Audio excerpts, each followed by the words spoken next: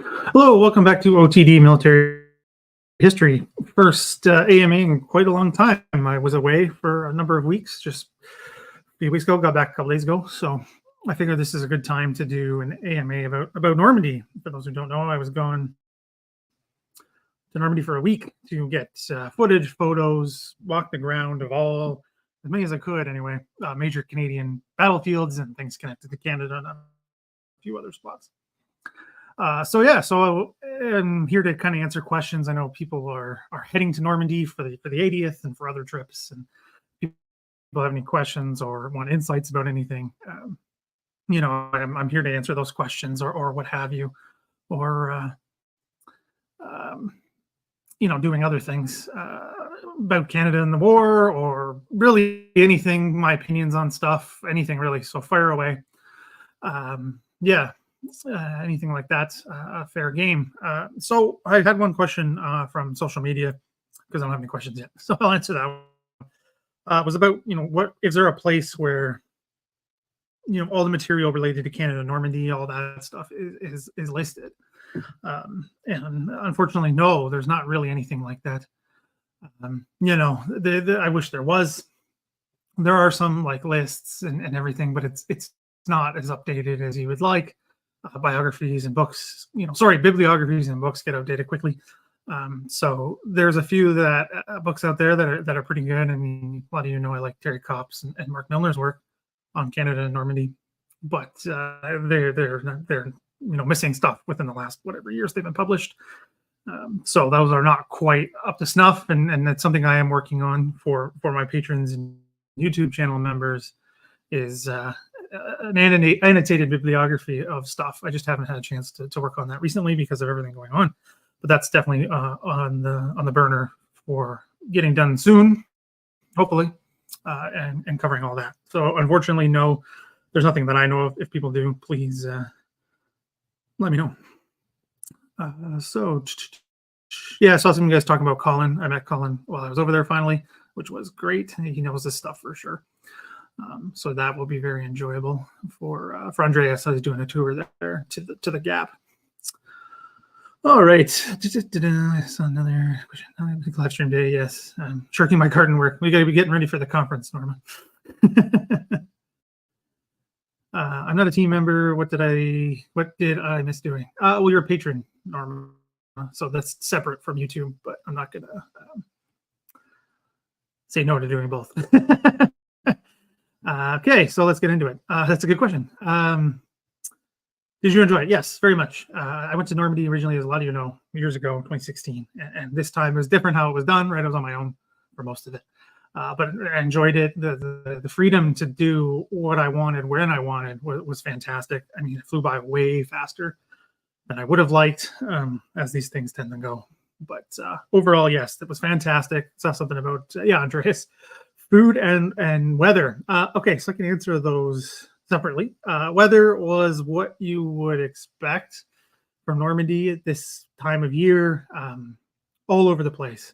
It was cold and rainy certain days. It was kind of like that when I got there. And then it was super windy one day, particularly when I was doing the beaches. So I had to kind of do 2 days of the beaches, which I had not planned on doing. Because it was so windy, you couldn't even literally get on the beach at high tide because there was no beach. I have some crazy photos and videos of the water literally washing into the streets of Courcelles and Bernays. So that was pretty wild to see. And I was staying literally with the beach view, and just the waves were almost hitting the building I was staying in. So it was wild. And then days later, like 4 days later, it was 25 Celsius and hot and everything. And those are the days I was doing the ridges. So I did Verrier Ridge and then did Worthington Force. So you're out in the open and getting beamed on and all that stuff. So the weather was all over the place as is expected. You have to, when you go to Normandy this time of year, you have to prepare for everything. It's cold, it's windy, it can be hot. So it's hard to pack for because I was going to Italy afterwards with my wife. So I had to bring everything, and it was heavy. So for the food, I didn't really eat in restaurants at all. My goal was to get stuff done. That was the goal. As some of you know, sunset in Normandy is later because of how far north it is. So I took advantage of that as much as possible. So I didn't go to any restaurants actually to eat. I wish I did. One night I was going to, and then I saw that it had filled up, and then I was just so tired. I said, forget it.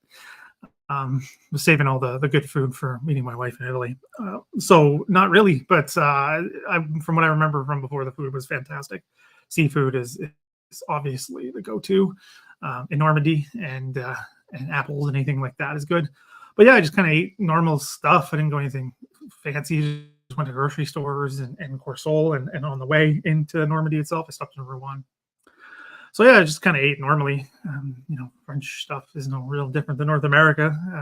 So unfortunately, no big restaurant reviews or anything like that for this trip because I wanted to get as much done as possible. So yeah, Scott, I see your question. I'll come back to that in a second. I just want to answer some stuff about the trip here. Hinging it with Woody. Yes, so I hung out with Woody twice. When he met me in Bretteville, the one near Caen, not the one south, to go to some different sites, and we went to a whole bunch of different things. We went to places in Bretteville. Can't remember off the top of my head. We went to the action. We went to Curtinville Farm, or what you can see left. The place is even built up since I was there last. A couple other places. We went to the spot where Gordon Henry took out all those panthers just outside Bretteville, and Woody did a little thing for me, so that'll be in the video. I barely drank. I was focused. I was focused on this goal, get it done, work. And it was a Friday night, so it was a little wild in Bayou that night. But I wanted to hit the last places before I left, and particularly because the weather was so bad at the beginning with the wind and everything. Even with a windscreen and on my mic and everything, you can still hear it. So I'm gonna have to do some cleaning up of all that audio. I couldn't get to all the spots I wanted to related to the Canadian POWs who were killed.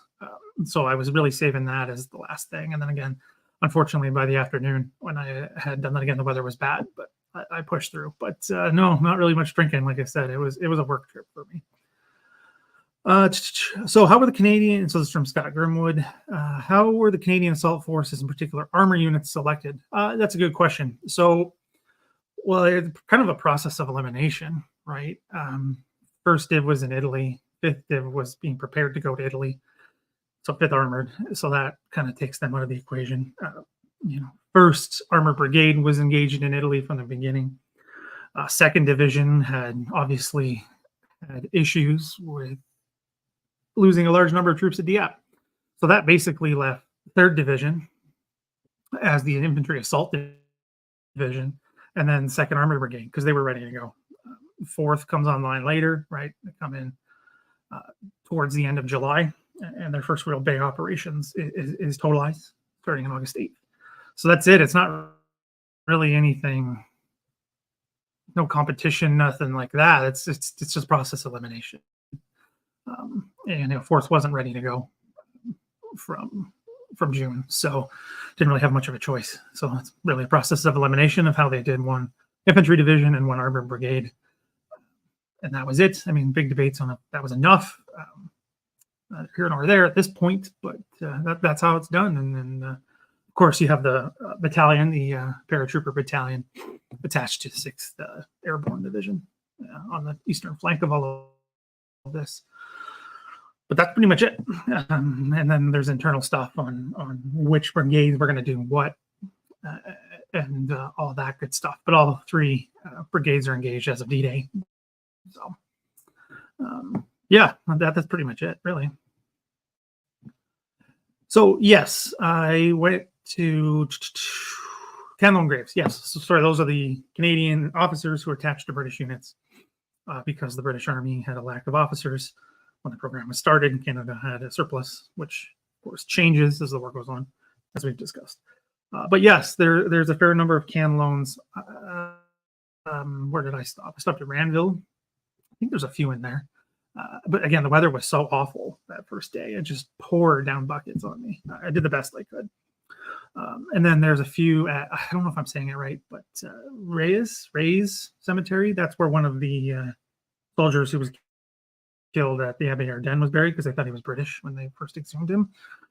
So I stopped there as well, and there's a fair number of Canelones in there, and of course at Benny and at Bretteville, Surlays. So yes, there's a fair number of them. I got some videos from both Benny and from Bretteville of their headstones, and I will do some digging into them and cover that for that video. But yeah, there's a fair number, unfortunately, of Canlone officers who died in Normandy.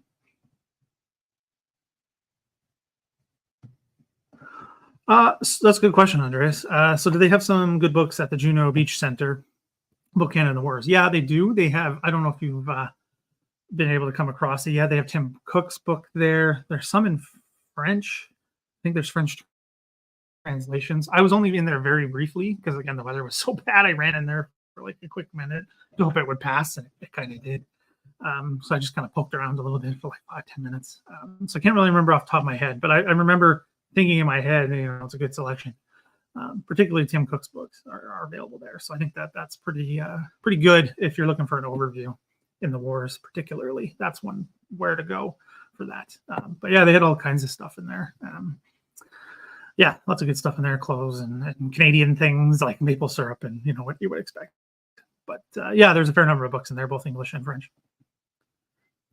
Yeah, wet, cold, James, wet, cold.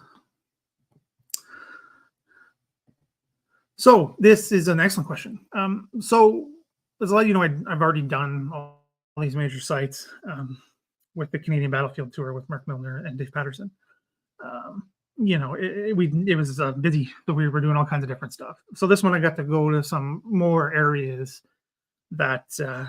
more areas and get more on the ground and take my time. Not having to move on if I scheduled it all properly, and I think I did. The biggest one for me that really stands out is La Maisonneuve Patrie, which I want to talk about extensively. I visited that with Woody, and he really points it out when you get on the ground and you look at it. Is the village itself is on a reverse slope. So the Canadians are attacking there on the 11th of June, which does not go well. It's hard when you're looking at these maps and you read these accounts. And I've been in the town and seen the memorial, which also visited again. You don't really get a sense of this, but when you go to the spot outside of town on one of these farmer tracks, you can understand completely why it happened the way it did. Right, the 12th SS finally dug in for once and just held on into this wood. And I mean, Woody saw some things in there we think might have been man-made, dug in tank spots maybe. But the ground, it doesn't seem to change elevation that much, but it's just enough, right, that these gunners can see the tanks coming over this hill before they even know they're there and all this stuff. And we have some good examples in the video of what this means and what it doesn't mean and all that. That was a big one. And then finally, really walking St. Lambert was not necessarily a surprise, but a revelation in the sense of getting into these smaller areas. Like everyone goes to the church. I mean, it's usually on a stop on, any Falaise Gap tour, even if you're not trying to do the Canadian thing. It's usually a stop in the focus because you get the VC and famous photos, and it's a small town and it's easy to get to. But I just parked the car at some parking lot next to the village center there, and I walked everywhere. I walked all over that village trying to cover as much as possible. And some of that was quite a revelation and trying to understand where these spots that I've read about that had been lots of fighting, right? Because there's several bridges over the Dive there. And some parts of the Dive are even smaller than you would expect. I mean, here in North America, they don't get names because they're just drainage ditches, right? They're just kind of a ditch on the side of the road. There's several bridges that have to go over these, right? And if it's all a bunch of vehicles and armor fighting each other, that's hugely important. So that was a big revelation to me. And from the video, you kind of see me wandering around kind of being like, oh, there's a bridge. There's another bridge. It sounds silly, but when you're dealing with something as important as closing the gap, it's extremely important, right? And that's one of the points I hope to get across with that video is the Dive doesn't look like much, but it's so important. And that was a big one to me. So the fighting on the 11th with the Queen's Own and the First Hussars, Patrie, and then Saint Lambert itself, and digging, going literally everywhere was a big one for me. So next one is, did you visit First Can Parasites in the Orange? Yes, I did. So I visited the DZ as best I could. That one in particular is fenced off and is light marked private property, multiple places. And you'll see it. There's a house that was what's a gatehouse that's still there. There's another memorial there. It's kind of the DZ area. But what happens there? So I visited there. And then I moved to the Mesnil Crossroads, where the big 2 memorials are, and got photos and videos of all of that. That was the first day I was in France, because I landed in Paris and then drove into Normandy. But first I went through Rouen, Elbeuf, and then into those spots in the bridgehead. So by that point, I'm kind of sleep deprived, extremely so. But I did visit those, and I've been to them before, but it was interesting for me to see them again, obviously. And how do I put this in kind of context for personal myself here is last spring, almost a year ago now, a year ago now, or just before, I visited the Operation Varsity drop zone for the Canadians. So it was interesting to compare those mentally, and they look very similar. You can understand what they're going for, why these positions are picked the way they are. And that one really stuck out with me. And when I went to the varsity drop zone, I was with someone who served as a paratrooper in the Canadian Army. So he gave me lots of insights on how to think about this stuff. So going back to that DZ itself was very interesting. And then the Crossroads, why it was so important. But again, I couldn't spend too much time there. It was the first day, and there's the memorials. Kind of poked around a little bit, but there's not too much to see in terms of the battle spots of those areas, because they've built up, and maybe I can talk about that later. But that area of Normandy is extremely built up even since the last time I was there. So things have quite changed, but it's definitely worth visiting.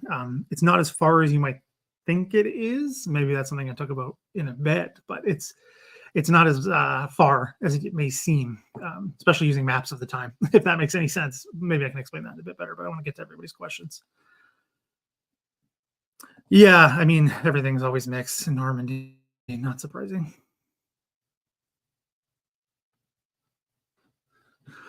Did I try Calvados? Actually, no. I've had it before. I do enjoy it, but I was focused, get stuff done. So I didn't really have any. I should have got some, but we have limitations of what we can bring back into Canada, and I knew my wife was going to want to get stuff in Italy, so I just kept that booze quota open. But again, I plan to go to Normandy whenever I can, so I'm not too worried about that. My jet lag was terrible. It was absolutely awful. It's one of the worst I've ever had. It was completely awful. I couldn't sleep on the plane. I tried. I was literally almost asleep. It's my fault. I should have. There's this thing you can put in Air Canada where you say, like, don't bother me.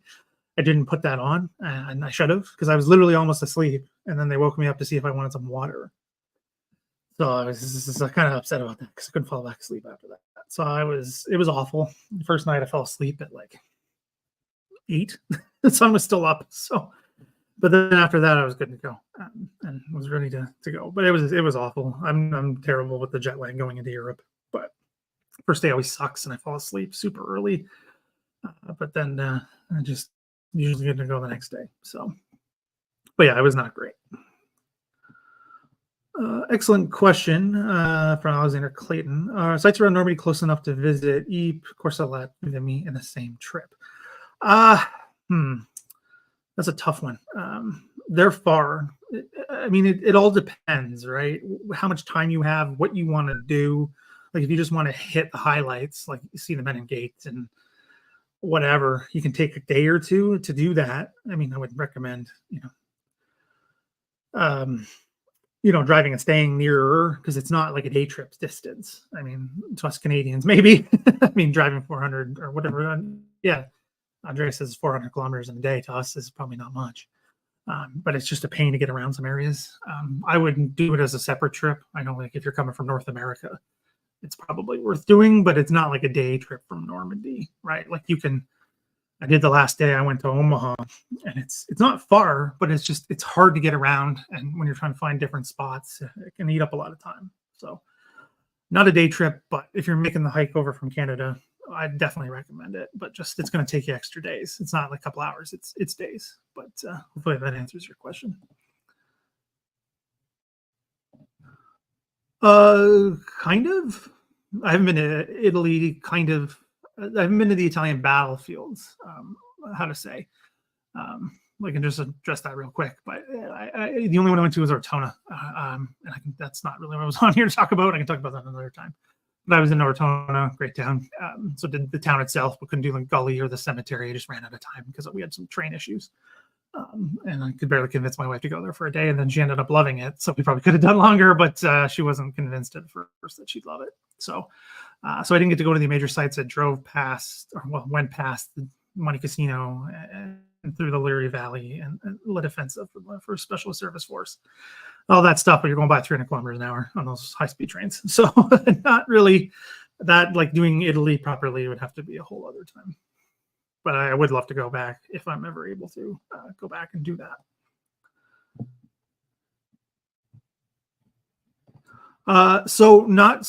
Sorry if anyone's just listening. So is it mentioned on the graves that they are can loan?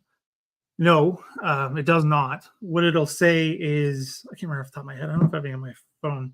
Anyway, something like general list or whatever, and then attached. So it'll be a maple leaf, like all of them. And then say attached to whatever unit they were with, Somerset Light Infantry or whatever.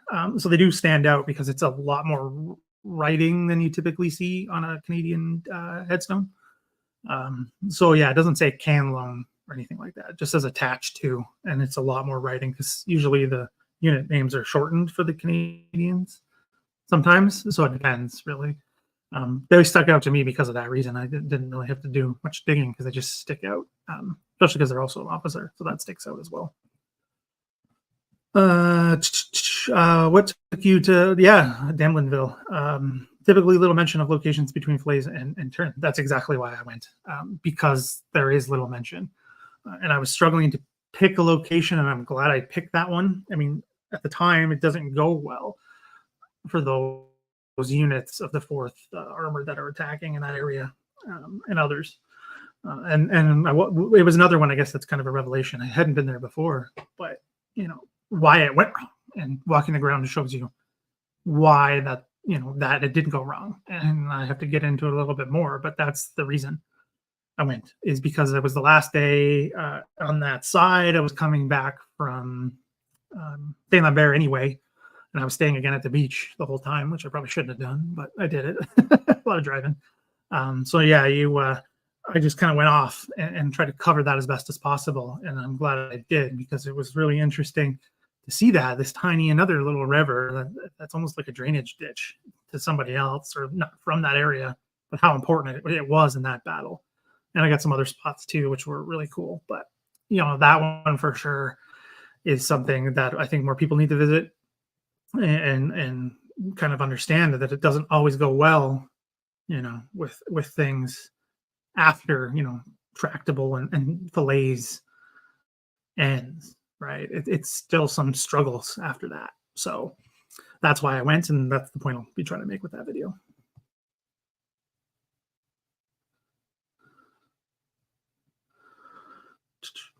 Sorry, just going through here. No, my wife was not with me the whole time. She stayed at home for that first week.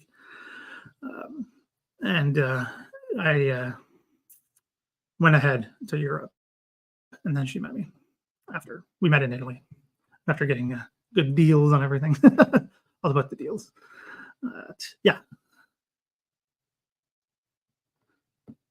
Yeah, I mean, I highly recommend doing that. Very Ridge, I can talk about that as well. Yeah, it's I went to those sites as well, and definitely worth checking out. Yeah, that was the plan, and trying to get things to help me do that was like caffeine, which didn't work by the end. I was dying. It was like 6, p.m. and but then again, it started to pour because I was at Randville and just opened up like crazy. So I was like, I was going to go Pegasus Bridge, do the whole typical thing real quick, but it was pouring rain. I literally went across the bridge, the new bridge there.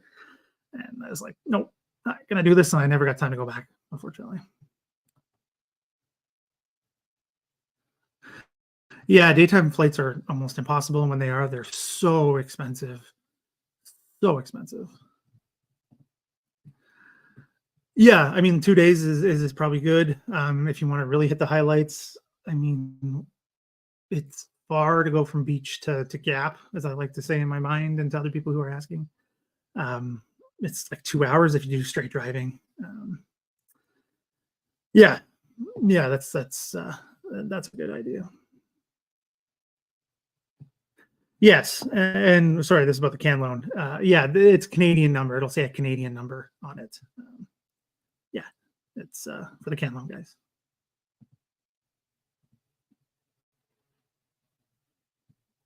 Oh, I don't think anyone's taken a Canadian car to Europe. I would not recommend that.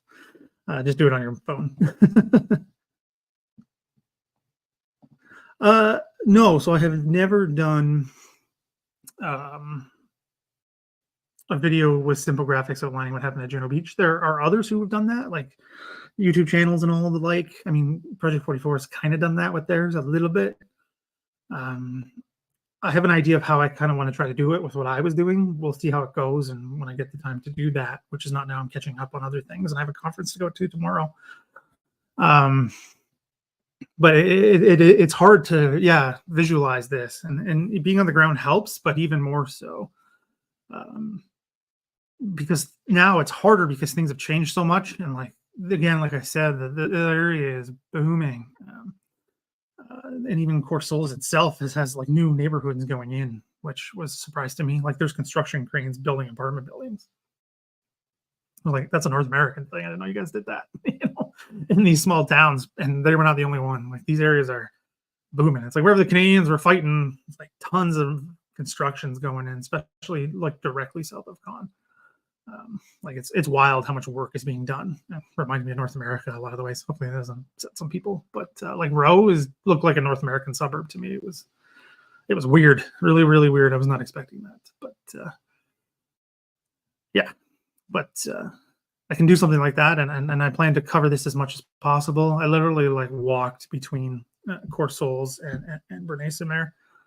I mean, driving it's literally 2 minutes, but a walk is half an hour because it's a bit of a hike, and then you go to Saint-Aubin, which is right next to it as well. So those are the main spots. So that gave me a better perspective of what was going on, because in Charlie Martin's book, right, he talks about the moment of touching, not just before they touch down, right? How they're isolated. He felt isolated and alone because you can't see anybody else. So getting that idea of being there and standing right basically where he was coming in, it makes perfect sense. The distance between things like that, it makes perfect sense. How spread out these towns are, even today with all the booming construction and everything like that. It was worth a walk for sure, and that's why I did it. So it may not necessarily be like a map because I'm not a graphic designer and I struggle with that kind of thing, and I don't have any money to hire anybody to help me. So I have to try and figure out everything myself, but I'll see what I can do. Yeah. Oh, I didn't even know people still had satellite navigation systems. I just used my phone. I did exactly what Andreas said. I marked my spots I wanted to go and just used my phone. Got a data plan, which was fantastic, and it wasn't that expensive and good to go. Using an eSIM, actually. Didn't even have to get a SIM card at the airport or anything like that. Didn't cost hardly anything. And all I had to do was download it and switch it over. The whole thing basically outlined itself when I got the card. So easy peasy. Did you go to Carpiquet? Yes, I went to both the airport. And I went to, well, actually, hold on. So I did this as Operation, Windsor in my head and how I did it. So I went to the start line for Windsor, which is just outside Carpiquet. I think still technically, I don't know. It's hard to tell. They were building a whole bunch of row houses along that main road into town.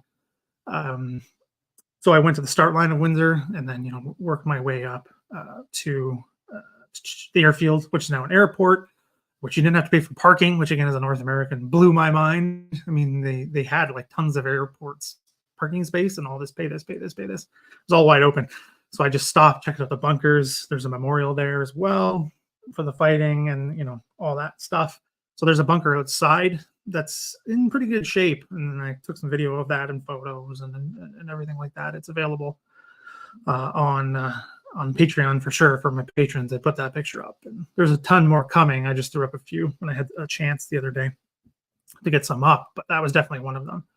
And then I move into the village itself, which again has changed significantly, and the village was quite busy. I mean, probably going to keep harping this, but Con was incredibly busy. No matter what time I went and what I was doing, it was wild how busy that place was. And Carpiquet is Con, so it was just wild. There were people everywhere, even in the Carpiquet itself.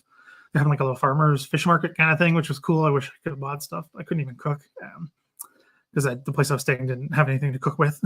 That was probably one of the times I would have done it, but I couldn't. So anyway, so it was busy because of that, and it's the main intersection and all that good stuff. But tried to cover as much as I could. But you know, getting those urban areas that are so busy now, it's hard to do, you know, cover the ground as much as you want, like what it was like, and things have changed and blah, blah, blah. So that's why Saint Lambert was so striking to me, because places barely changed and I could do that. It was amazing to do. But yeah, definitely did Carpiquet. I'm going to be talking about Operation Windsor a little more, because it's one of those ones that's a mix of success and defeat. And obviously it's a quick progression on how that thing goes, right? With you know, Operation Windsor on the 4th of July, and then Con finally falling less than a week later. But you can see on the ground why it's so difficult, and that's another one of those, you know, reverse slopes and causing all kinds of trouble for the infantry, which you really get a sense of that on the ground. But yeah, definitely did Carpiquet. Didn't do the museums. I didn't do any museums at all. I guess I can dip that one in the bud, but no museums. I went into the Juno Beach Center very briefly, just to check out and get out of the rain for 5 minutes before hitting the beach again. But no museums at all. I'm not saying not recommending them. I do, did none of them, but this trip I just didn't have the time. I was literally going nonstop and trying to hit the ground as much as possible. And Philip, yeah, no crepes either. Nothing. I did nothing. I was boring with the food. I made sandwiches and just brought them with me, and I would just eat on like the side of the road, all that good stuff, because I was just so busy trying to find these out of the way places, some small stuff that most people have never heard of. You know, it's what I was trying to do was work, not, I've taken all this and before. So it was basically, as I saw it, a lot of people are never going to be able to see this. So get the footage, get the photos, do as much as I can, and that kind of stuff. And yeah, normally I would agree with you. Where is it, Andreas? Is the trip without not going to museums is not for me. And I completely get that. So I have two minds of that. I mean, I've done most of them before. A good chunk of them haven't changed. But I've worked in museums now, right? So I see things a little differently. I want to get to the ground. I want to see the ground, even if it's changed. I want to understand it as best as possible. I want to try to squish my way into a bunker, which I did a couple times and didn't go well. So I'm not a short person. So things like that, and walk the ground. Like I literally walked Barrier Ridge. I was there for hours. I can't do that if I'm taking a museum break every other day. Or literally walking up the spot where Worthington Force was destroyed. Like that took hours and hours and hours to do, because I literally hiked through there, right? So it was a trade-off, and that was what I decided to do. Yes, this was already asked, but yes, I had a great time. Met up with Woody in person finally twice. So I already mentioned that, but it's like we were like, have we met in person before? We're like, I don't think so, because we've just done so much stuff together and talked a ton. So yeah, so it was a great time. Met Colin as well. It was a great tour guide there, and just talking history on the ground is always fun. So yeah, I always want to go back to Normandy. That has not changed. So hopefully I can go back again at some point, but we'll see. But yeah, great time. So good question. So what I'm going to do, because what's today? Wednesday? Because I got back super late Saturday night. Yeah, I mean, I've had some time because I've been trying to catch up with some work stuff because I was gone for so long. So what I plan on doing is, well, I have to organize stuff based on location and because I have to give some of the context, right? Some of it's not a farm field, right? It doesn't mean much to anyone. So without the context, even to us who know more than others, we still have no idea what it is. Like, that's why some of this stuff took so much longer, because I'm literally stopping in the middle of what seemingly is nothing, and because I found it, researching something else and things like that. So what I plan to do is organize the photos, and then the videos will be edited and get up when I can. But the photos will be released first and in their entirety as much as possible, as long as they're not like terrible photos, to patrons and YouTube channel members only. I'm not going to do them up into the public because it's not easy to do with the social media I use. There's limitations and things like that. I'll release bits and pieces, but I will make it so that the patrons and the YouTube channel members will have access to as much as I can once I get it organized. I filled a huge memory card, so there's a lot of stuff to go through. Like a lot, and there's stuff on my phone. Like I got tons of stuff, so I'm gonna organize that as best as possible. Here's the Op Windsor, all that good stuff. Yeah, so I'll do that as best I can, but those will get up for YouTube channel members and patrons as soon as possible. I'm hoping probably not next week because I got some other stuff I got to do. Just I'm behind, but. Yeah. So as soon as possible. Yeah, no, I agree, Andreas. I completely agree. Artifacts is complementary. Museums for background, like I've been doing Canada Normandy for how long now, right? So I don't need the background, even though I love doing it on the ground. I love the different interpretations. Like I did saw some stuff in Italy where they give their interpretation on certain events, and I was like, it's not how we talk about it. So it's always interesting to learn in that way, and particularly from smaller museums and things like that. It's just this trip was using the ground as a primary document, right? Getting as much as I can, experiencing as much as I can. So when talking about this in videos and whatever, I can speak to these things now, particularly some smaller stuff. Like the one Kevin asked about, Demlinville. No one's ever mentioned that to me before going to that ground. Everyone just goes straight into fillets, and I barely spent time in either con or fillets because the cities have changed so much. It's not really worth it in what I was trying to do. So, but yes, museums have tons of value. Yeah, you're welcome, Norma. I'm trying to remember. I think I came in late because I was getting back or something. Because it was weird having Woody's talks at 8:00 at night. I'm just not used to that. Yeah, I can't remember. And it was not on holiday. I was working. That was on holiday after. That's why I was gone for so long. But yeah, no, you're welcome. It was a great presentation. And if people haven't seen it, they should. And I guess I'll see you Friday. Yeah, any other questions, please fire away. I'm here to answer them. Anything, really. Yeah.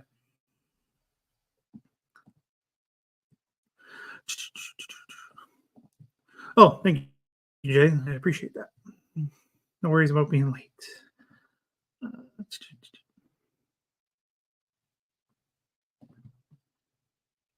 Oh, you're welcome, Judith. That's the idea, right? To share as much as can, because some people just can't go for whatever reason. So I try to get as much as I can, like the memorials and headstones and stuff. I mean, it's hard to do them all. There's literally thousands. That's another idea I have for another trip is to cover as much as possible those who were murdered by the Germans there. I did the Abbey Ardennes guys, which was a good chunk of work in and of itself, and there's only 20 of them. So I mean, it's a big plan, but that's what I try to do is cover these things and try to cover the scope for people and all this stuff. But I mean, Normandy's amazing. It's a great place to visit, regardless. As I tell people, it's so fun to be there and do all the things I didn't do this trip. But yeah, it's a great place to go. Yes, it was an excellent trip. Lots of good stuff. Yeah.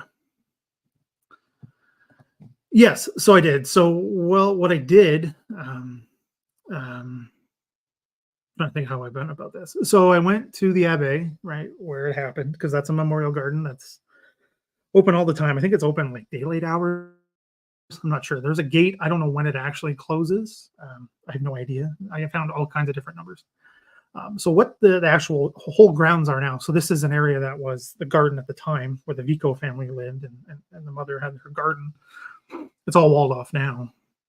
So that door you hear about, and I will cover this because I went on the ground, it leads into another area, which is now, what do they call it? A Modern Language Institute. I just went in and it was open. If you go during opening hours, you can walk into the actual area. I think the Abbey is even open. I didn't have time to get in there because it doesn't really factor into the story. So I walked the ground where they were as much as possible. Like you can see that door they come through where they were all killed in that little area by the building. And I did a short about this if you want to check that out afterwards. But there will be a full-length video. I went on the other side, and you can see from the other side, like where the Jan Jeschke witness, who was an ethnic German but a Pole by nationality, who gave the testimony, and the things he talked about are still there. He was at this water trough that's still there. The door is still there. All of that is still there. So if you go during business hours when they're open, I just knocked on the door. Supposed to use the little intercom thing, I didn't realize, but I just knocked on the door and they let me in, and I was able to walk around. Yeah, so I did that, and then I photographed the headstones and videoed the headstones of all of those who were killed at the Abbey, or their memorial, right? Because George Pollard, one of the last, doesn't have a headstone. His body was never found. So I went to the Bayou Memorial on my way to Omaha Beach, and got that because he's listed there. So I was trying to catch, as much as their headstones and whatever their memorial was.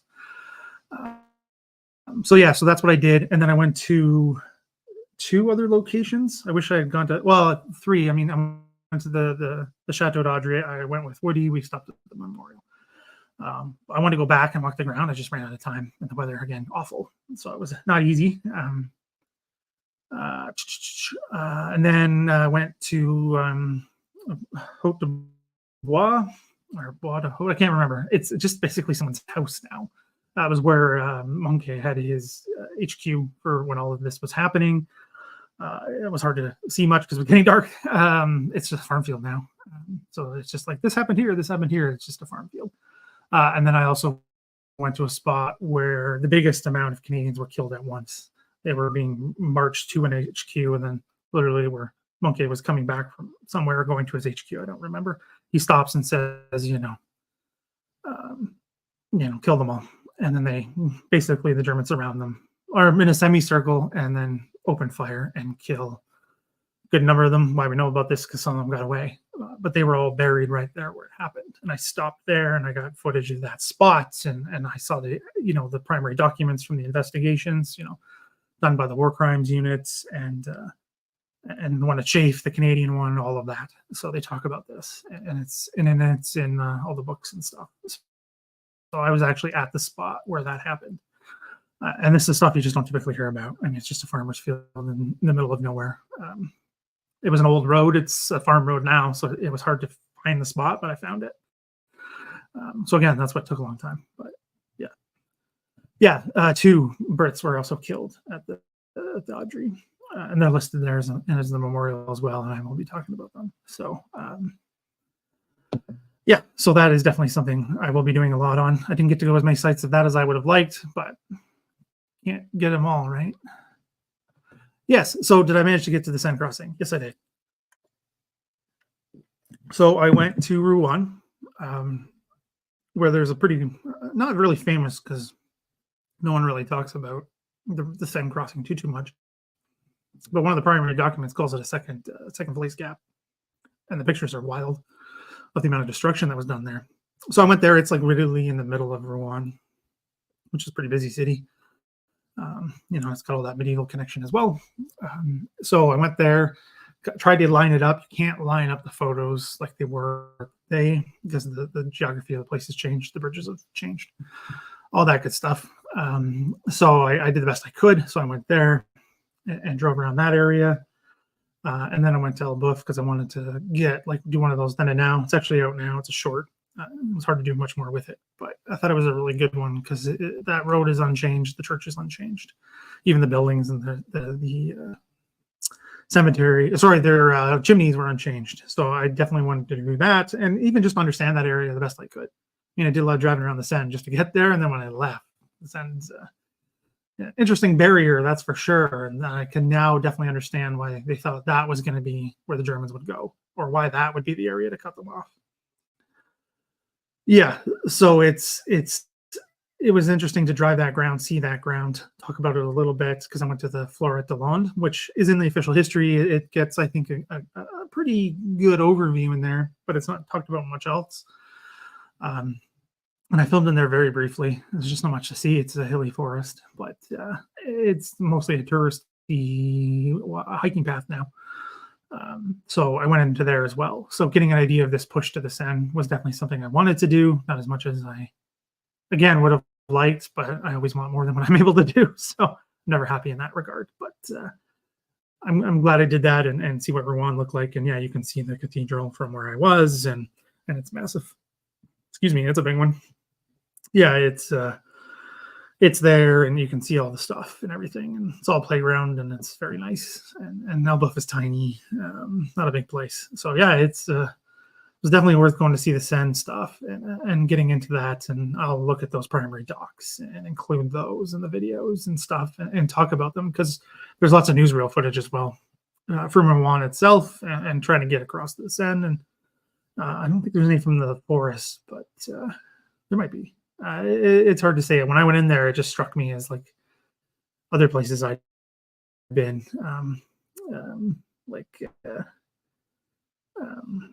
more in the States, like Civil War battlefields, that kind of thing. Not what you're used to when it comes to Normandy, particularly from the Canadian experience. It's very different. Yeah, more questions, please fire away. Anything at all. I got some time for this, so happy to answer any questions. Nothing silly or a bad question at this point. I'm full of information, so I'm going to take advantage. Trying to think of anything else I can touch on. There's a few things I said I was going to touch on, now I forget. Driving, I can just talk about that generally. I see some Richard the Lionheart conversations going on. That happens a lot in Normandy is English. I said something, it can be still. There's no such thing as a silly question. No such thing. I was there for 7 days total. Yeah, 7 days total. I mean, I left super early at like the last day, so I'm like count that day because I left at like 4 a.m. I was out of Normandy by 6. Like Normandy proper, like lower Normandy or upper Normandy, like on Paris by like 6 a.m. So I don't like count that. Yeah. Okay, hold on. This isn't a question, but I do want to talk about the driving. If you're a North American, it is absolutely wild. Those French roads are no joke. They are super narrow, even in the middle of nothing. They don't have shoulders. That, as a Canadian, really threw me off. I'm sure a lot of Americans have the same experience. We have wide shoulders everywhere you go. The French don't apparently believe in those, even if they have room to do it. They don't, and they all drive like maniacs. That's a stereotype that I found to be true. You'd be going down a road that should not be 80 kilometers an hour with blind hairpin turns, and they're doing 80 or plus kilometers an hour, and you can't see them coming. It's wild, absolutely wild. Yeah, it was an experience. So if you haven't driven anything like that, it's definitely something to be learned, and go slow. Some people drive slow. I found it was either they drive super slow or they drive like it's, an F1 race or something. There was seemingly no middle ground. Yeah. Yeah. So it was wild and not too bad, but I mean, I got a speeding ticket. I don't know. everybody saw that. But yeah, I got a speeding ticket for going 7 kilometers over in an area and there was nobody around, which the camera got me. I thought it was lightning. It was clearly the camera got me because it was about sunset. So anyway, yeah, driving is wild. And yeah, well, I've never been to Europe and I'll be driving. Well, you're going to learn. You'll learn. Yeah, you'll learn real quick because I definitely did. I hadn't driven before. I've been to Europe many times, but just never driven, and it was an experience. And I didn't want to drive in Italy for that exact reason. So we got the rail pass, so much easier. Yes, I got a speeding ticket for going 7 kilometers over. 7 in a country where everyone drives like a maniac. It's ridiculous. Anyway, yeah, there's the one spot I'm wanting to get the first video out because it kind of just was a narrative and then how I filmed it, so it should be easier to get out. It's a technically recognized road where these old German bunkers are. There's not even enough room for people to walk, and it's a road. Like it's wild. Like it's wild. What counts as a road? Yeah. And no, I don't want to drive in London. It sounds awful, and that goes for London, Ontario too, where I am from. All London, they're awful for driving. Yeah, 90, 80, the major highways. Sometimes can be 130. It was all over the place. You got to pay attention. I know, apparently. I went too fast, even though everyone will tailgate you if you don't go 30 or 40 over the speed limit. Anyway, yeah, so that was interesting. Okay, so next trip. Philip, next trip. I have nothing planned. Nothing at all. I don't have the funds for anything right now. Actually kind of having some issues with that at the moment, with having to pay taxes and everything like that, and some kind of being in between contracts and things like that. So I can't plan anything. I don't have the money, and I don't know when I will again. I hope this wasn't a one-off, but it might have been. So I don't know. So that leads to where was it? James had a question. Aha. Was it expensive or manageable? Both. Some things are expensive. Renting a car was expensive. It was a lot, and I knew that, but I had no choice. The areas I wanted to go, I had no choice. Public transit would not have worked. So I had to do this. That was expensive. Restaurants are expensive because I looked at it, they do the menu outside kind of thing, or I pulled up the website real quick. The food can be expensive. Even in the smaller places, it can be expensive. The grocery store is not too bad. I found they were okay. Accommodations were pretty good, but I was in Corsols and very much the off season, right? Literally on the beach because it was cheap for the time. I was there because I was there the first week of April. And it's high time. It's crazy busy, but no one's going to the English Channel for a beach holiday the first week of April. So that was the cheapest one of Airbnbs. I mean, hotels weren't even an option because they were so expensive. So that was good. Gas was expensive. My goodness. I had a diesel engine, so that helped. I had to fill up once during the time, and then I had to fill it to return it, which turns out I should have just paid their price because it was cheaper. Something to think about. But diesel goes a lot further. We don't really have that here. So that was good to know. But yeah, accommodations weren't so bad because I did Airbnb and off season and things like that. Flights I didn't have to pay for, luckily. That was good. That's a big cost for coming from North America, especially. Because I use points. We built up points, me and my wife. So I use those to get there and we use those to get home. And she used hers to get there as well. I just had to do an internal flight from France to Italy, which was still expensive, but some stuff was okay. Other stuff, not so much. I mean, I was just me. I was, doing things for work wise and having that attitude of this is to get stuff done, not a holiday.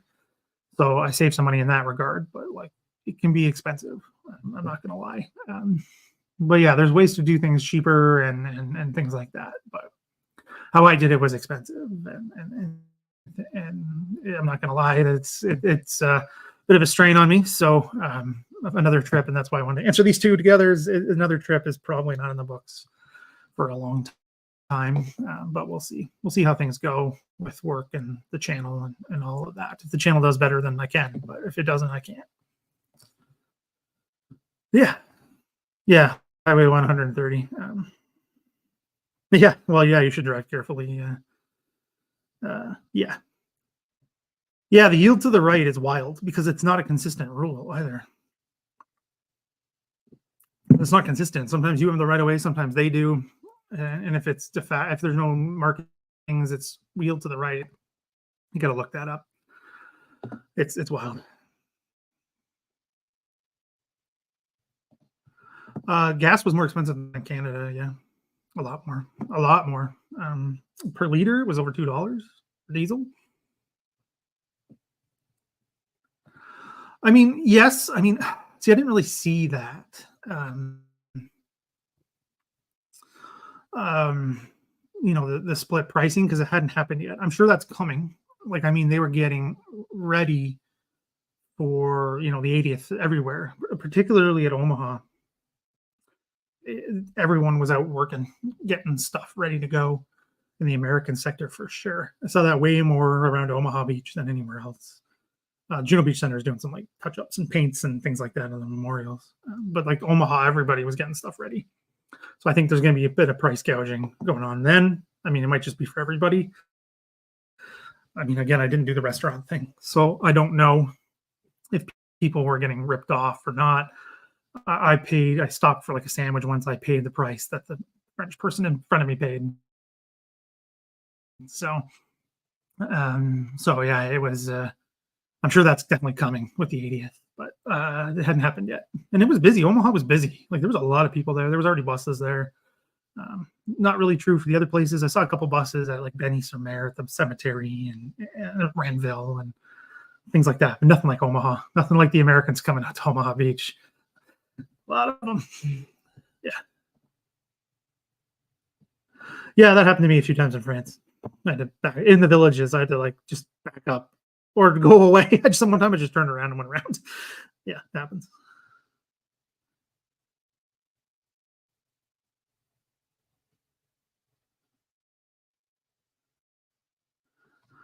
I don't have receipts, but maybe we'll see. Maybe I can try. You know, our taxes are weird here. Yeah, Bayou's not so bad, but that's also because it's really April. It can be expensive when I think this summer coming up is going to be, you know, gouged. People are going to get gouged.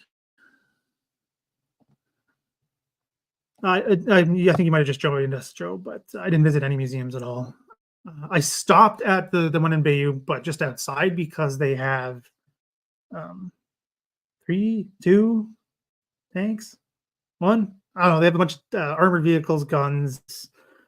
Oh yeah, they have 2 because they have a crocodile, Churchill flamethrower tank, some guns. They have a Grizzly, actually, a Canadian Sherman, which the Ram is not a Sherman. That gets confused.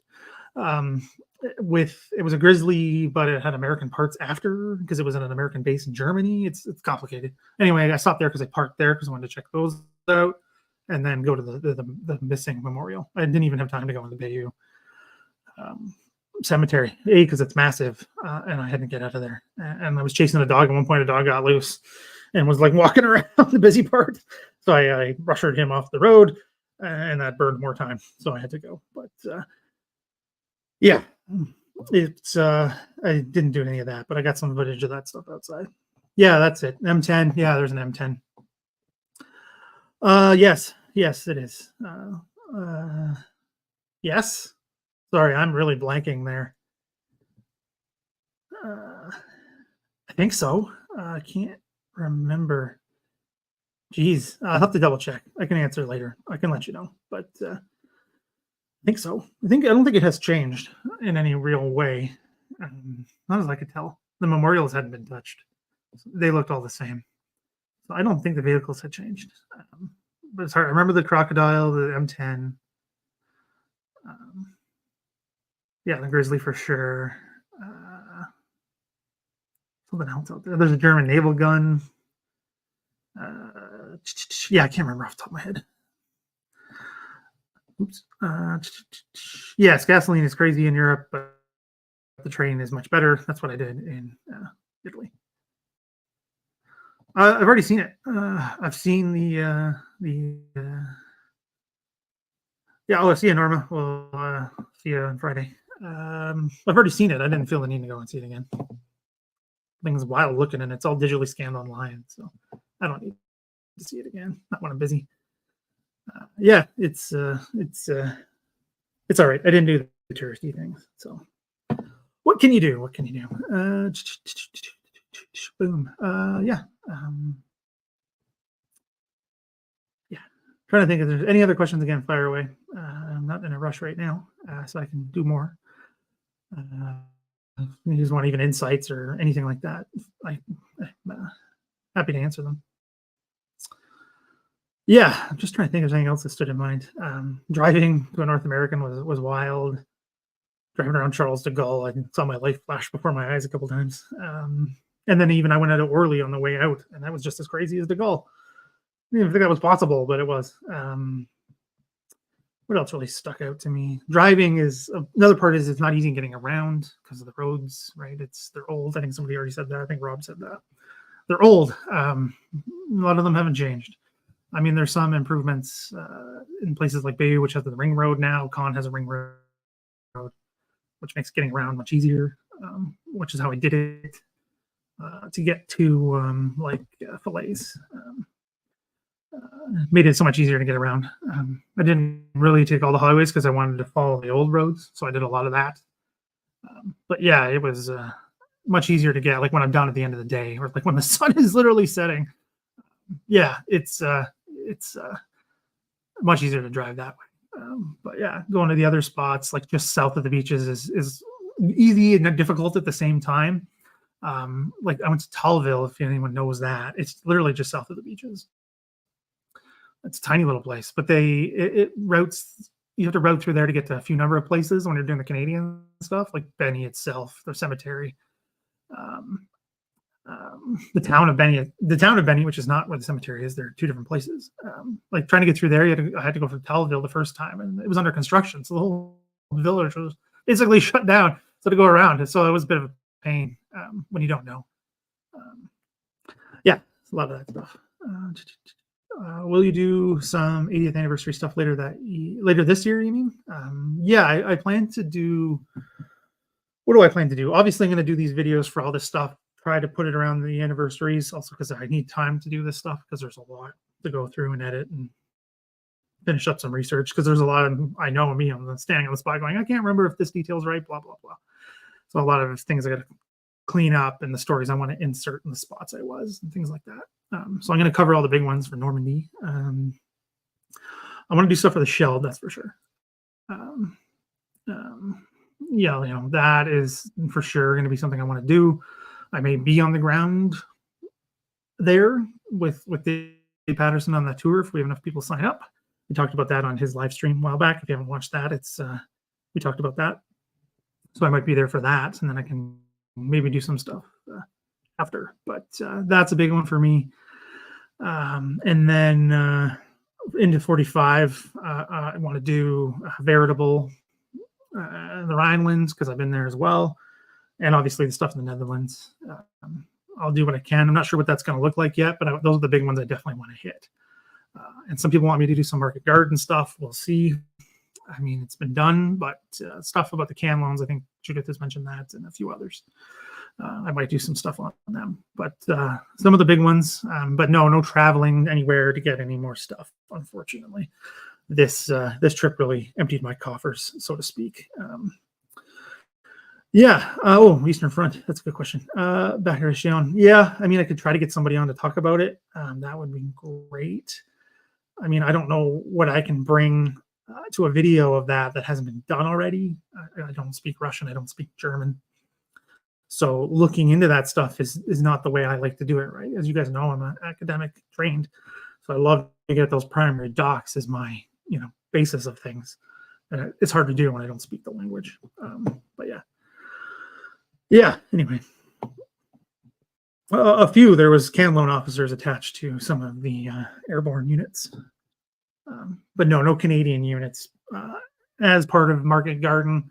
But there's engineers there that help them get out at the end. So it's small, but it's a little bit of a connection. And Market Garden is going to get tons of attention as we move forward because of the 80th. And we all know Market Garden gets lots of attention, and a YouTube channel has to do things to get attention to keep running. So I got to do that. And that's just the name of the game, but that's what you got to do. But yes, there's still more planned to come. We'll see how things go. Yeah, all that good stuff. Yeah, you're right, Andreas. I do want to get Prit on.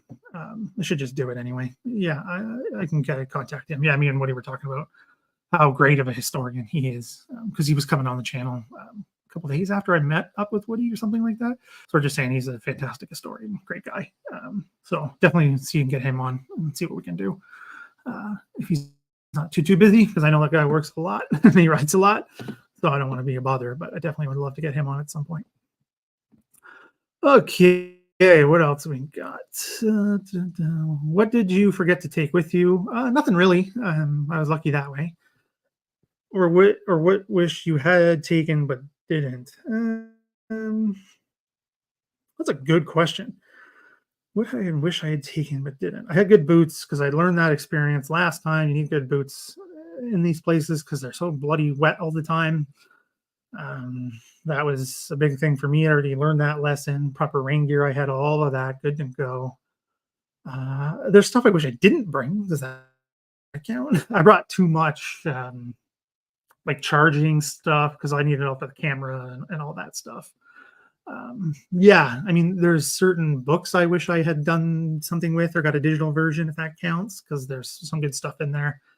I mostly did maps. I wish I had more of those, I guess. I wish I had more maps. But in terms of gear, yeah, rain gear is a big one. That's a must-have in Normandy in the springtime. Warmer clothes because the temperature goes all over the place. One day I was sweating because it was so hot when I was at Worthington Forest Memorial and walking that path in behind. It was so hot, and then it got cold by the time I left. So yeah, I was covered in that area. Yeah, I mean, all of that was good to go. Yeah, no real regrets in that area of what to bring or not to bring. Regrets of some stuff I didn't need or more clothes than I needed. Yeah, things like that. Lots of memorials. I will get those posted up as well. Maybe I'll do a memorial folder for everybody. All of those because there's a lot of them and a lot of headstones again as well, unfortunately. Particularly at Benny. I was doing stories on a relative of mine who's buried at Benny. I was doing the Abbey Ardennes guys because they're all in the same row at Benny, good chunk of them. And then I went down one on row because sometimes I just wander. I was there. Did I go to Benny twice? I did go to Benny twice. Did I go there twice? Or was that Bradville? I can't remember. I went to one of them twice. I think, but the North Shore guys from Les Mis and El Patry are buried at Benny, and I just went down a random row, and it was Queen Zone, and then it turned into North Shore. It was a whole bunch of them, bunch of North Shores around where my relative is buried because of D-Day, because he was killed on D-Day. But tons of headstones, unfortunately, from the North Shore, a lot, and particularly at Benny, because that's the one for the beaches, right? So, and memorials, lots of memorials. There's memorials all along the beach at Corsol and Bernays as well. I went to the quote unquote, as Mark Milner had taught me, is the quote unquote North Shore house that's in the famous footage from D-Day, right, where the guy gets patted on the back, turns around and sees his face. We know who he is. I was literally at the spot where I think roughly where it happened, because the little tides at Juno Beach are wild. Like they're high and low, and you can go to that spot no problem at low tide. So I was literally standing there, and there's stuff around that house, which people still live in. I was taking a photo, and this guy popped out in his sunroom. I'm like, oh, awkward. Yeah, so it's tons of stuff there for the North Shore for sure. Their role is well documented.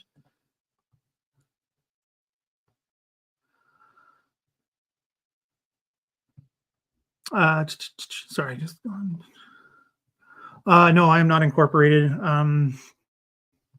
Maybe I'll talk about that in a second if that's okay. I might want to end on that. Did I keep a diary? No. Kind of like a video diary, more like vlog style, video blog. Because that's kind of just kind of what I did. I just wandered and be like, oh, look at this, look at that, look at this. This is cool. Or here's a story that just popped in my head. So what I'm going to do, I think, is maybe do, we'll see. I'll see how it goes. But like the vlog style, like I just wander very originally, listen to me talk about the sites I'm at. And then do another video later about, putting in documents and talking about what actually happened. Like the other ones I've tried to do. Yeah, well, I've been to Athens, Georgia for sure. A buddy of mine got married down there. He went to school down there. That's not a very good non sequitur. Anyway, yeah, so I don't really have a diary, but I have tons of photos. They're all date marked and geotagged and all of that stuff. And social media is all I use that too as a marker in a lot of ways. But no, nothing like diary style. I just really didn't have the time to do that, to be honest. If I wanted to record something or keep something in mind, I would just film it and then talk. So we'll see how that goes.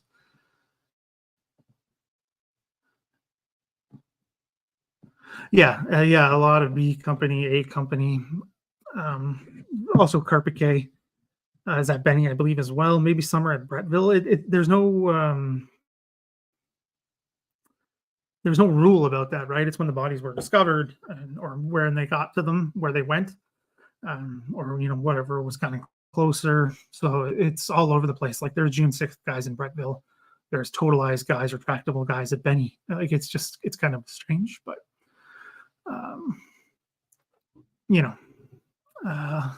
but definitely a lot. No, because I've already done that. Those on the other side. Those, if I can point correctly, right there where my thumb is pointing, because my other fingers are kind of messed up, is D-Day beaches right there, Omaha and Juneau. Can't remember what sector's Dog Green, I think, and Dan White and Red. I can't remember. And then Vimy Ridge. Those little receptacles are those, because I've already done that, and I was going through Italy for 2 weeks. I don't want to carry more stuff. But yeah, I already done that. Been there, done that. Okay, so are you incorporated? No, I'm not. I'm not a business. Maybe I will be. Maybe I won't be. I don't know. I have to think about these things. I have given myself the summer to think about these things and what stuff will look like moving forward. Yeah, because this is going to take all summer, spring and summer to finish this project because there's a lot and I have other things to do. So I will, be seeing how that goes, how the summer goes, and decide what I'm going to do come probably Labor Day or beginning of September for non-North Americans of what to do. But no, I'm not incorporated in any way, shape, or form as anything. I'm just a person doing this. So we'll see how it goes. If this project does well, as I'm hoping, we'll see. And if not, we'll also see. Yeah. Yeah, there's a lot. Those war cemeteries are massive. Like Bayou is huge. Like it's so big. Benny's a lot. Brettville's a lot. And those British ones that are kind of dotted throughout are a lot. Like the one I stopped at that had the guy from the Abbaye. It wasn't very big, but it's still a large number. There's Germans buried in there as well. That's closer to Gold Beach side. So I like to divide them up in my mind is, which beach they correspond to, and then say, oh, that's that sector, that's that sector. I know things move later, but, especially when First Canadian Army comes online. But yeah, there's a lot, and I didn't go to all of them. I went to some random places I wasn't expecting because I just see stuff and stop. Yeah, will do. I'll let everybody know what's going on. Lots to think about. I want to see how these videos do, the long form videos. The better they do, the better for the channel. So when they come out, if people could share them and everything like that, that would be fantastic. And when you see them first come out, watch them in their entirety if you can. That really helps because that tells the algorithm that this is something people are interested in. And then it'll push it to other people. If you watch like 10 seconds of the video when it first comes out, that can help kill it with the algorithm. So, I mean, it's always appreciated to get the click, but if you're only there for like 10 seconds, it doesn't really help. It actually hurts. I know that's selfish, but to keep doing this stuff, that's what I need. I need this stuff to turn around on itself. Unfortunately, my ancestors' unit, he was my great uncle. He served with the Regiment de Chaudière. Actually, he's francophone from Gaspé Peninsula. Yeah, and he signed up at Valcartier, so I think they just threw him into a francophone unit. I mean, yeah, they were taking from that area as well, and he was a fisherman on the bay, so I think they just threw him into the Chaudière because he was a francophone, and it was for that area anyway. But he didn't sign up in like a small town or anything like that, which I thought was interesting to see Valcartier signed on his service record. Anyway, yeah, so he's the Chaudière, so they always have a special place in my heart, and looking at things and going through and seeing the headstones and the memorials. And they have quite a large one on the beach because they came in, they were the reserve battalion, right, of Brigade, 8th Brigade on the day. So they came in at the same spot pretty much as the Queen's Own. And then that's what caused some issues for both units, right? There's congestion on the beach because there was a strong point inside Corsols that held up traffic and held up the advance. There's nothing there now. It's just part of the town. But yeah, it's yeah, that's who we fought with. So yeah, okay. I will let people know about anything like that. I think if I missed anything.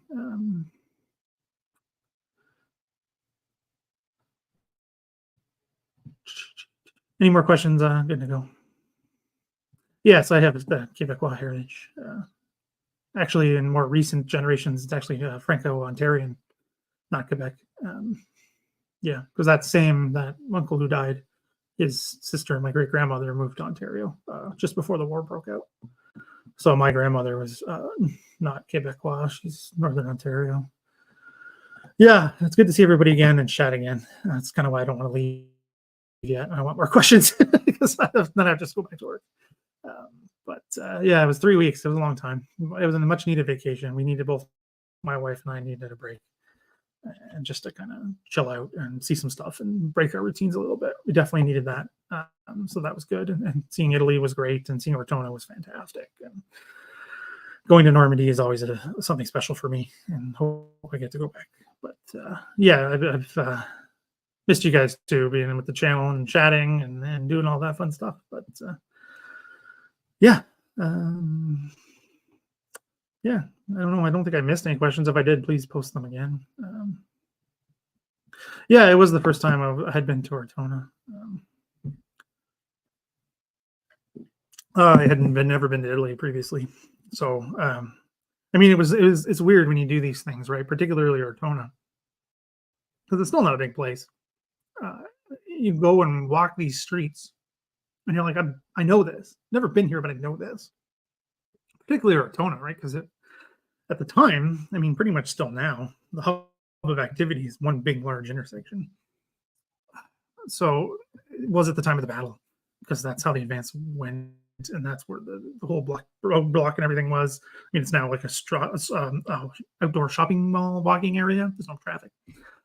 So yeah, it was great to go, and I'm like, I already know it where I am in a way.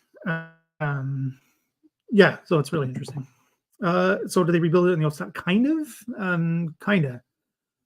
Like the church, the two churches were rebuilt as they were.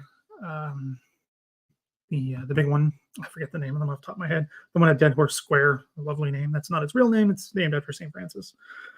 In reality, Canadians did not know that, so they called it Dead Horse Square because of a dead horse in it. So that one was rebuilt as it looked. The cathedral was rebuilt as it looked.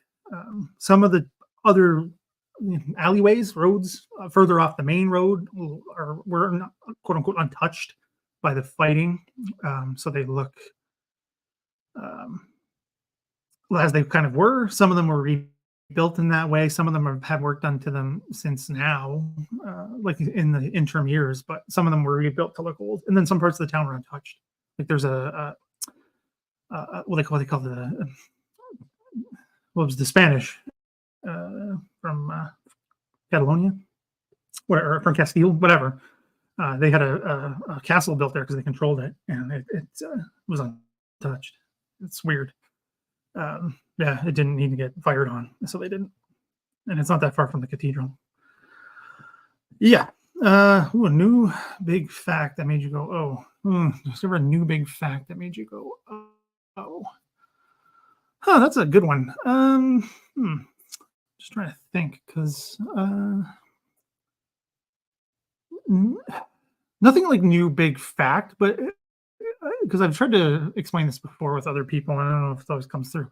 Like, you have those moments where you're like, oh, I should know that. Like, I knew that, but I didn't know that, or this clicks it into place. Like, I went to a few places where they built those temporary airfields, right, for the Hurricanes and the Spitfires and whatever, for the Second Tactical Air Force, and you just go, yeah, well, this makes perfect sense of why this is here, right? There's one outside St. Croix-sur-Mer, which I went into, a little town with my namesake, and there's one just outside of it, and it's like, yeah, of course they built this here. It makes perfect sense why they did and why they wanted this and why they fought to take this way. Like, the advance makes sense this way. Or when you look at even the beach parts, when I walked between Bernays-sur-Mer and Courseulles, and you're like, oh, why didn't they just land here? If you're over the berm, that kind of natural sand dune thing, the fields in behind were all flooded. There's nowhere to go. You wouldn't have been able to go through them anyway, because it's still low-lying today. So it's like, because I get a lot of stupid comments on, D-Day stuff about, oh, they were idiots, they just charged machine guns, blah, blah, blah. And I'm like, well, it was an accident half the time landing in front of them.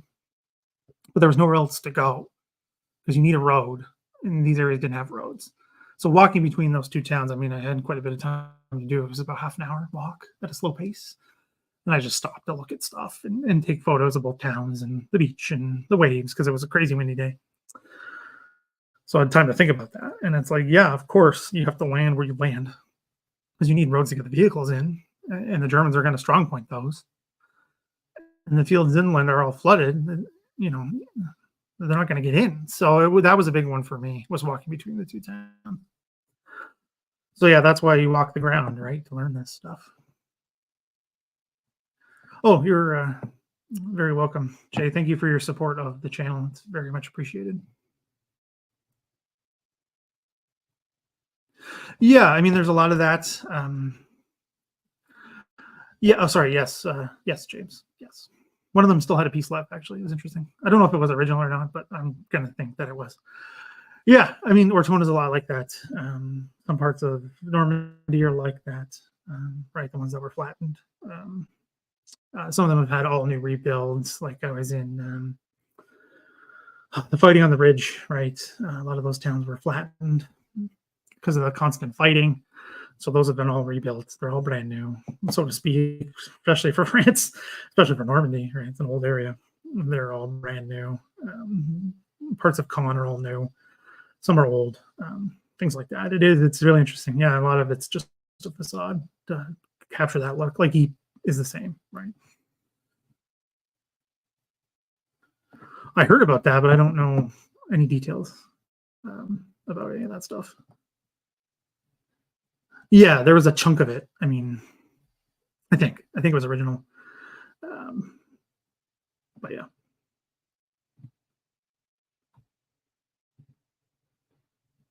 Yeah, and that was part of it as well. You want to port. That's what Courseulles was meant to do. It's tiny. It's still small. It's just like pleasure craft now. There's like a sailing school there, kind of thing. Maybe an idea of the size.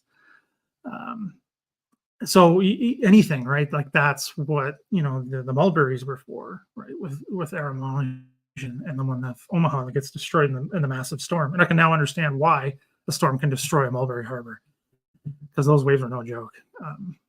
It was wild. Because when I was there last time, the weather was not like that. When I was there in April, it was absolutely wild. I'm literally like walking along one part of the dunes or something. And I'm like, this is why you don't invade before June. It was just awful. But yeah, like Courseulles, that was part of the plan. Use it even for anything, right? The smaller you can get, some of the small craft can get in there. So yeah, anything was needed, right? Because you got to get these people ashore. It doesn't do any good in the boats, right? And you can do it at low tide, and there's lots of cool photos of them doing that at course holes and things like that with the for the tank landing craft, BLCTs and LSTs as well. But those have to be like a little bit off the shore, right? So it can be a way to go, and then there's holes and stuff and soft sand and things like that. So, and I walked all that too at low tide. So it's, yeah, you need something to get this stuff in, because without it, it doesn't mean anything, right? You can put infantry on the shore, right? They can swim ashore, walk ashore, whatever. I don't know what that is. King Eric, I don't know what you're saying. Sorry. Someone knows what that means, please let me know. Anyway, yeah, so the logistic part of it is something that gets lots of discussion, rightfully so. But yeah, it's yeah.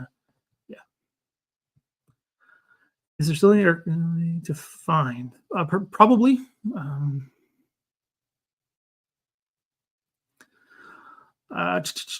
So, well, we had some discussion on some of that was done years previously.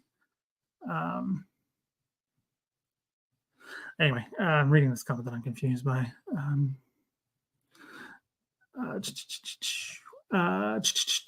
Sorry, getting distracted here. So there's an IKEA near Con. It's in St. Andre, technically. I mean, it's all Con now. We were on talking about that with Denis from my alma mater, and he did work there. The amount of building going on, I'm sure there's lots. I'm sure there's lots to find, but the amount of building going on, I don't think there's anything going to be doing any recently anyway. I didn't see anything going on. I didn't hear about anything. Maybe to the west. I don't know, because there's not as much building going on. IKEA's our period. What is this you say? I actually got stuck around there. That was terrible. Anyway, you can't drive around that area because it's all just new construction. Anyway, so yeah, I don't know. I didn't hear much. A lot of these areas, they weren't in for very long, right? Because of the nature of the fighting. So there's not probably much to find other than spots, where batteries were, like we did, when Denny came on the channel to talk about that, right? Because that was a battery. That was the Canadian, the Royal Artillery. So they're in certain places for an extended period of time. The infantry technically usually isn't in the same place for a long time. Same with armor, right? They're on the move, or they move different locations. All that fun stuff. So I don't know. I mean, I wish, but I honestly just don't know. I didn't see anything going on. I just saw a lot of construction. That was it. So I don't know what that's going to do to the ground, but that's all I can do. Boer War involvement. Oh, geez. That's a controversial one. Yeah, I mean, it's not very popular. So it's hard to do tons of stuff on it. I guess I'll do a few more questions and then sign off. We're getting in the weeds here. World War. Yeah, I mean, it's not super popular. I mean, even for all kinds of reasons on YouTube. And, I got to pick and choose what I do, right? Because there's only so many hours in a day, and I need the channel to do better. As I was already discussing, I need the channel to do better, keep going, and to kind of do this stuff more. So it's hard to be like, well, I can do this, I can do that. I'm not in a position where I can pick and choose. Right? My channel is not popular enough that, like some of these other big history channels with, almost millions of subscribers and hundreds of thousands of views on their long forms. All that stuff. So I can't just do it and then it'll be popular in and of itself. I have to pick stuff that will be popular, or I think will be popular. Like there's some stuff with this Canada Normandy stuff. That it won't be as popular, but I want to cover it because I want to cover it, and because you guys will help me get there. So that'll be done because that will be done. But I don't know. We'll see. Again, I have the summer to think about this stuff and how this stuff will go. Yeah. Yeah, I mean, same with France, right? You'd never stop. Same with Italy. Geez, they're doing new construction there. I don't know how they get anything done. Probably hitting temples and bodies nonstop. So that's what the fundraisers are a little more difficult. That's why I have the Patreon and the YouTube channel memberships, because I try to give you extra, right? You get extra than people who don't do that, right? You're going to get those photos, and you're going to get behind the scenes stuff, and some stuff I will not release to the general public, because it's not popular or whatever, or it's just not a good format. Sorry, there's not a good platform to release it. So, I mean, a fundraiser like you mean like I'm already forgetting the names of stuff, GoFundMe, things like that. Is that what you mean? I just don't think it would hit any sort of goal that would help me, because then I wouldn't get the money. If you don't reach a goal, they don't give it to you. So, and then everyone just gets refunded. So that's what I'm trying to do. I'm trying to get the channel to be, well, it is crowdsourcing, right? It's just different with Patreon, and which you're already part of, James, and everything. And I thank you for that. And most of you are still watching ours. So, I mean, I appreciate everyone's support in that regard. So that's what I'm trying to do. Yeah, bank robbery is always an option. Yeah. I don't know. I got lots to think about, and we'll see. If these videos do well, even a couple of them, it would help. But we'll see. That again, I don't know. Lots to think about, and see how support for the channel goes on my work over the summer. But as it stands now, it's not looking so good, unfortunately. I need to do better. Yeah, unexploded bombs are all over the bloody place, Andreas. Yeah, all over the place. And I appreciate that so much, James. Thank you. Okay, we had, oh, geez. Jesus. Do you think the current situation in Europe is another extension of World War I and II? Oh, dear God. That is not an easy question to answer.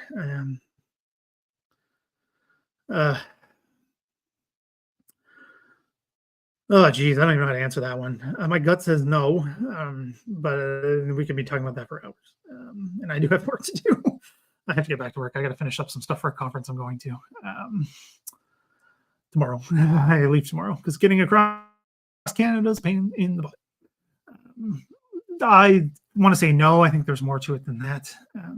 I think it has more to do with recent stuff than it has to do with situations from World War II or even the First World War. I don't think that's really how that goes, but I'm no expert on that stuff, so I don't really know, and I don't want to put my foot in my mouth. Yeah, okay, yeah. I mean, that's therein lies the rub, right, Jay? It's not even necessarily about, like, I'm not saying like popularly wanting to be discussed in terms of like society. I mean, like, just on YouTube with eyeballs, like controversial stuff gets attention on YouTube. Right, like the Nazi stuff does the best because of all kinds of reasons, but like it's just not popular in that way. You know what I mean? Like it can be done extremely well and really interesting and well researched and whatever, and it's just not a topic that's going to get a lot of attention because most people don't even know what that is. And again, those big channels can do anything they want and they'll get the views because they have that audience already. But I don't. You know, I just don't have that, so I can't just do whatever.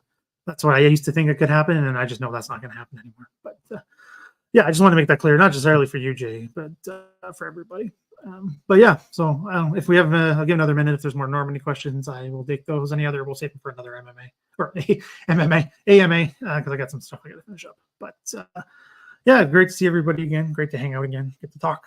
Missed it, and try to do more. Got some stuff planned coming up more towards the end of this month because how long I was gone and everything I was doing and all that fun stuff. So there'll be some stuff coming up, some really interesting things, kind of outside what I typically do, but part of that whole trying to expand what OTD is.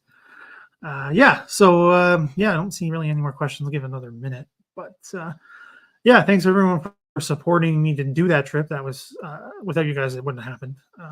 So I'm forever grateful for that, and we'll never forget that. Oh, hi, Sheila. Thanks for popping in and for your support. Yeah, so without all your support, it just wouldn't have happened. And I can talk about this again later. I'll probably have Woody on to talk about do another Normandy AMA or whatever. So we can probably talk about more stuff there. If there's more like nitty gritty stuff people want me to talk about, whatever. But yeah, so coming up, I'm trying to do more shorts just because they're literally short and easy. They don't take very long. And they're kind of cool to do some of the stuff that I have never seen before. on YouTube, so I'm trying to cover those. I have one video I think should come out soon, I hope. I just got lots to do. And then we'll see how I can come out with stuff. I want to start with the Air Force and the Navy. We'll see how that goes. I may have taken on too much, as people were trying to tell me, but go big or go home. And so, yeah. So I did some, yeah. So there's a couple spots where I had Woody chat about his experiences and understanding the ground and all that good stuff and explaining things as he does best. So yeah, Woody will make some appearances in a few videos, like Brettville and a few other places. But yeah, it'll be great. Ooh, that's a good question, Sheila. No, for a couple of reasons. I can talk about those.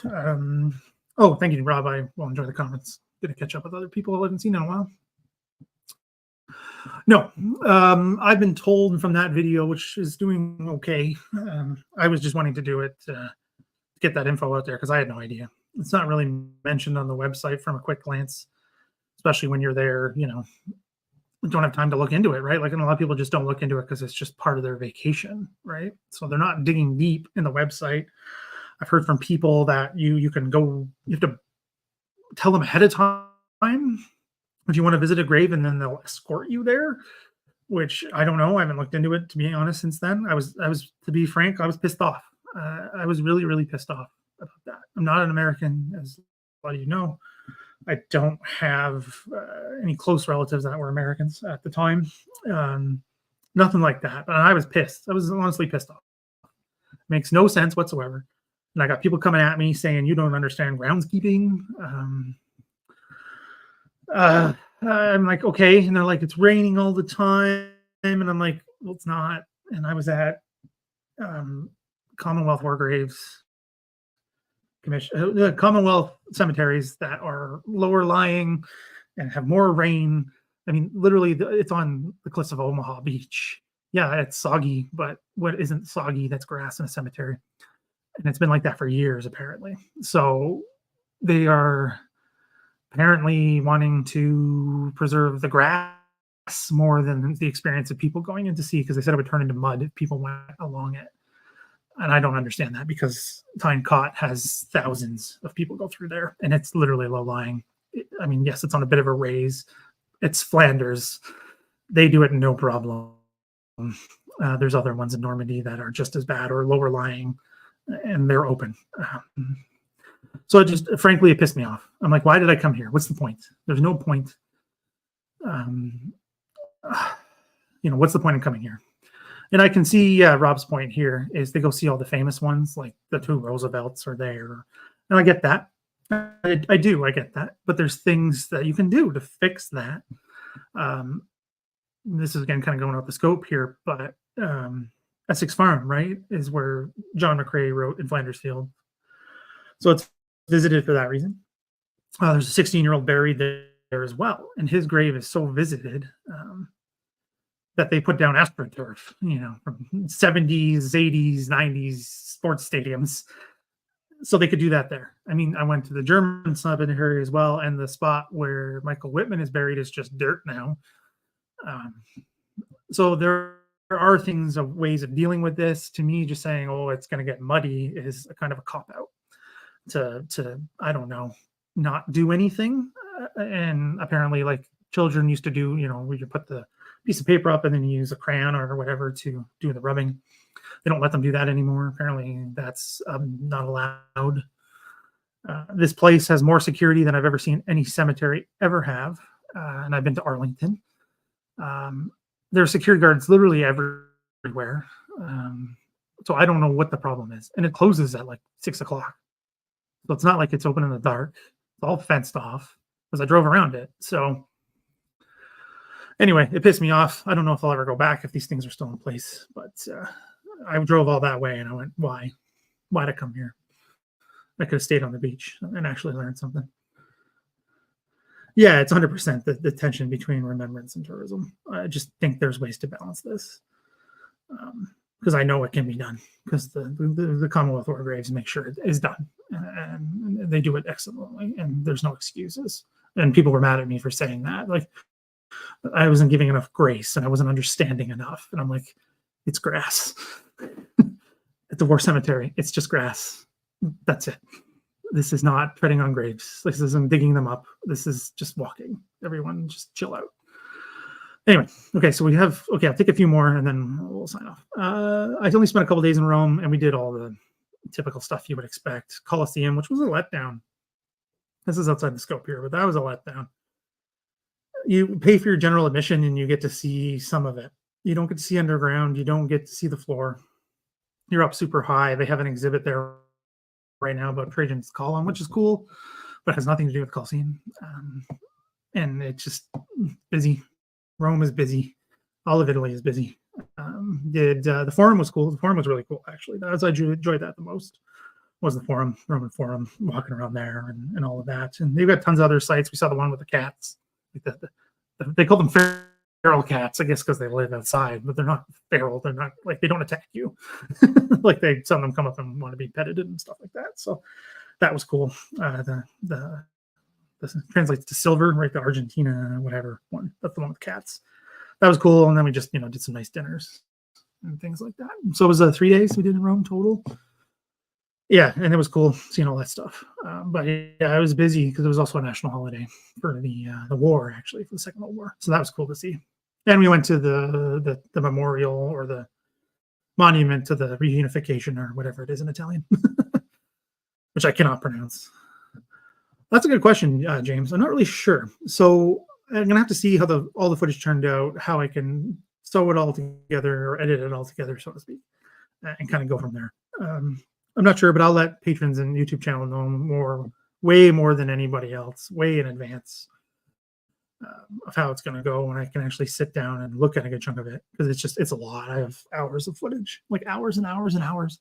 So I'll see how I can put it together and put it, in videos, and then there's, stock footage, and then there's footage from these places, and there's things I want to talk about. And I honestly don't know. I have that list I put out before I went. That's probably going to be the rough outline, but we'll see. Yeah.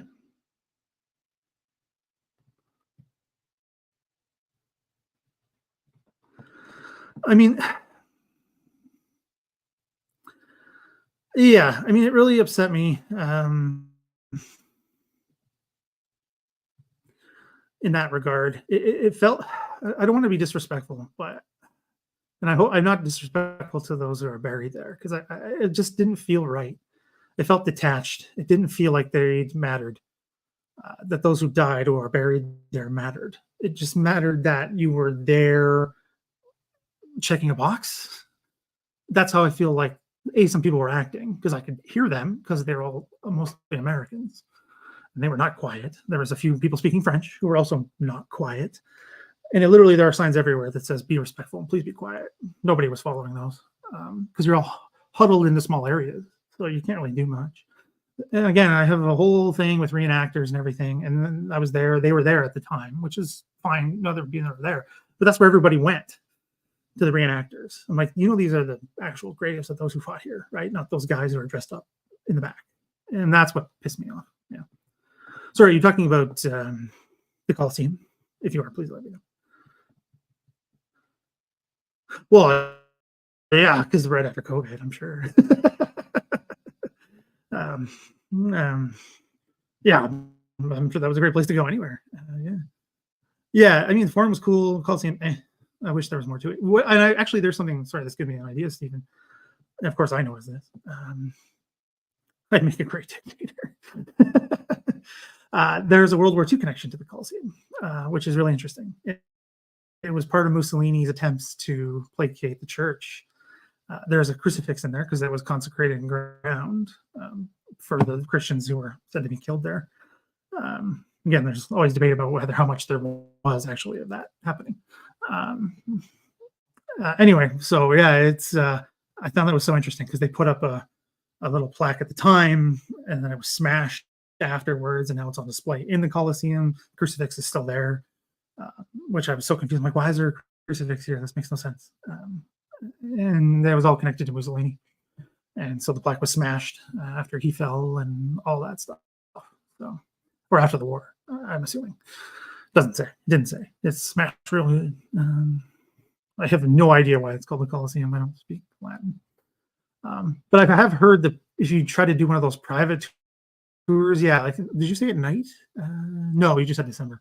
Apparently, if you do them after hours, it's fantastic because you get to go underground and see the tunnels and where the gladiators were and the animals and how all the stuff worked and all that good stuff. So apparently, that's the way to do it. Doing the regular day tour is a bit of a letdown because it's just old concrete, which is cool. But after about 20 minutes, it got a little boring because there was nothing else to see. It felt like any other stadium, and I know they're all designed off the Coliseum. I get that. I've been to lots of big stadiums in my life, and that's just after a while what it felt like. Anyway, okay, I think we've got it all. But yeah, if Andres, you were talking about the Coliseum, maybe we can chat about that another time. But did you meet Russell Crowe? No, but I did yell out, "Are you entertained?" My wife is not impressed. Yeah, so other than that, yeah, so keep an eye out. Things are coming. I will keep patrons and YouTube channel members informed as quickly as I can, and then have general release stuff. But I just wanted to do this today because I'm off. I'm sorry, I'm just reading Andres' comment. That's funny.